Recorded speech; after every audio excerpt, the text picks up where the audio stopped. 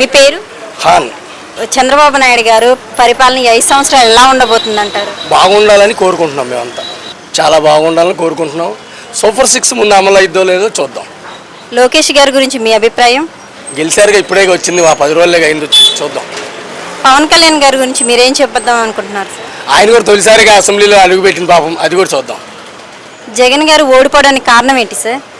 జగన్ గారు ఎక్కడ ఓడిపోయారు, గెలిచారుగా బాగానే. 1,20,000 మెజార్టీకి 60,000 మెజార్టీ వచ్చింది, పర్ల బాగానే వచ్చినాయి.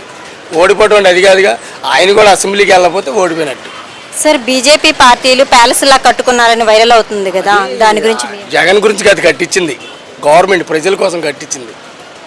Okay sir, thank you sir. Hi sir. చెప్పండి. సార్, కూటమి గెలిచింది కదా, దాని మీద మీ అభిప్రాయం ఏంటి సార్? వాళ్ళు బాగా చేస్తే బెటరు, చేయకపోతే వాళ్ళు కూడా బ్యాక్కే. చంద్రబాబు నాయుడు గారు గెలిచారు కదా, ఆయన పరిపాలన ఎలా ఉండబోతుంది అనుకుంటున్నారు? అంతకే ఉండకపోవచ్చు. ఎందుకంటే 14లో నుంచి 19 వరకు ఆల్రెడీ వీళ్ళు ముగ్గురే చేసింది. రాజధాని పేరు మీద ఆయనేమో ఒక 1,100 కోట్లు పెట్టాడు, ఈయనేమో వైజాగ్లో ఏదో కట్టాడని చెప్పి 600 కోట్లు అని చెప్తున్నారు కదా.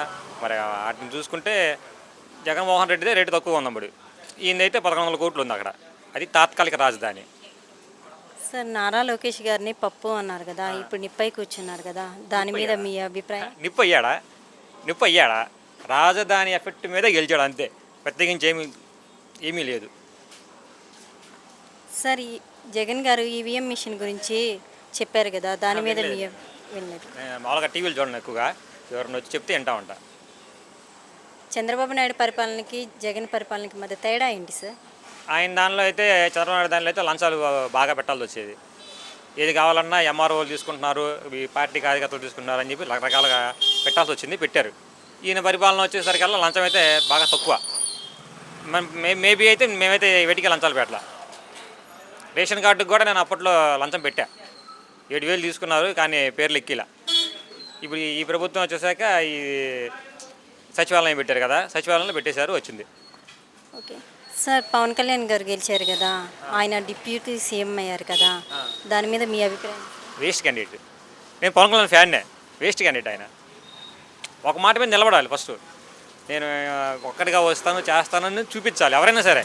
ఒక్కడిగా వచ్చి చేసి చూపిస్తేనే బెటర్, అంతేగాని మేము ముగ్గురు వస్తాం, నలుగురు వస్తున్నాం అంటే మేము నలుగురి దగ్గరికి ఎలా వెళ్ళగలం? మేము ఓటేసేది మాత్రం ఒకటే మరి. మేము కూడా 4 ఓట్లు గుద్దుకునే అవకాశం ఇస్తే అప్పుడు మేము కూడా 4 ఇట్లో నలుగురు కొట్టి చూపిస్తాం. ఒక ఓటే కాబట్టి ఒకటిగానే పోటీ చేసి వాళ్ళు దిగాలి. ఎవరైనా సరే, జగన్ అయినా సరే, ఈయన పవన్ కళ్యాణ్ అయినా సరే, చంద్రబాబు అయినా సరే, సిపిఎం సిపి ఎవరైనా సరే, బీజేపీ మోడీ కూడా. వాస్తవానికి ఏంటంటే పోలవరంలో చంద్రబాబు నాయుడు అట్టా జరినాడు ఇట్లా జరినాడు అని చెప్పని అన్నారు మోడీ. మరి ఎలా పొత్తు పెట్టుకున్నాడు ఆయన? ఏం అవసరంతో పెట్టుకున్నాడు? ఆయన కూడా తిన్నాను. ఈసారి పోలవరంలో నేను కూడా తినాలి అని చెప్పాను ఆయన దిగింది. సార్, జగన్ గారు ప్యాలెస్ వైరల్ అవుతుంది కదా వైజాగ్లో, దాని గురించి మీ అభిప్రాయం? అది ఆయన ప్యాలెసా లేకపోతే గవర్నమెంట్దా? నా అభిప్రాయం కాదు. అది జగన్ గారు ప్యాలెస్ అంటే ఆయనకి ఇచ్చేసేయండి. ఆయన వెళ్ళిన తర్వాత అప్పుడు ఆయన ప్యాలెస్ కదా ఏంటి చెప్పండి అని అడగండి. అది గవర్నమెంట్ది అయితే అది గవర్నమెంట్ వాకప్ చేసుకుంటుంది కాబట్టి చెప్పలేను నేనైతే. అది ఆయనకి ఇచ్చిన తర్వాత అయితే రండి, అప్పుడు చూసి చెప్తా. Okay, thank you sir.